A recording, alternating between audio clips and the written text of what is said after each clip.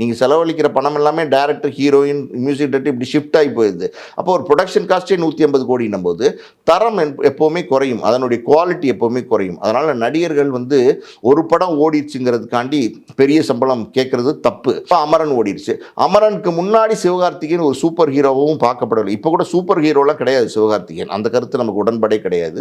இப்போ அமரனுக்கு முன்னாடி சிவகார்த்திகேயன் வந்து ஒரு அதாவது ஆக்ஷன் ஹீரோ அப்படி சொல்லலாம் நம்ம. அப்படி ஒரு ஹீரோவாக அவரை பார்க்குறாங்களா அப்படின்னா கண்டிப்பாக கிடையாது. அதான் உண்மை. ஏன்னா வந்து இது வரைக்கும் சிவகார்த்திகேயன் வந்து அவருடைய ஆரம்ப டிராவல்லேருந்து நம்ம பேசணும்னா விஜய் டிவியில் அது இது எதுங்கிற படத்துலேருந்து தான் சினிமாக்குள்ளே வராரு. அப்போ அவருடைய உடல் அமைப்பு, முக அமைப்பெல்லாம் பார்த்தீங்கன்னா இவரெல்லாம் சினிமாக்குள்ளே இவ்வளோ பெரிய ஸ்டாராக வருவாரா அப்படிங்கிறது நிறைய பேருக்கு கேள்விக்குறியாக இருந்துச்சு. இவர் சினிமாவுக்கு வரும்போது இவரெல்லாம் எப்படி இவ்வளோ பெரிய ஸ்டாராக, இவரெல்லாம் எப்படி சினிமாவில் ஜெயிப்பார் அப்படிங்கிற மாதிரியான விமர்சனங்கள்லாம் அவர் மேலே இருந்துச்சு. அதையெல்லாம் தகர்த்திட்டு சிவகார்த்திகேயன் வந்து இவ்வளோ பெரிய ஸ்டாராக இன்றைக்கி வந்து சினிமா இண்டஸ்ட்ரியில் இருக்கிற ஒரு முக்கியமான ஸ்டார் சிவகார்த்திகேயன் சினிமா இண்டஸ்ட்ரியை பொறுத்த வரைக்கும். அதில் வந்து நமக்கு மாற்று கருத்து கிடையாது. நிறைய அவமானங்கள், நிறைய கேவலங்கள் எல்லாத்தையும் சந்தித்து இந்த இடத்த அடைஞ்சிருக்காரு. அதுக்கு காரணம் வந்து அவருடைய கடின உழைப்பு.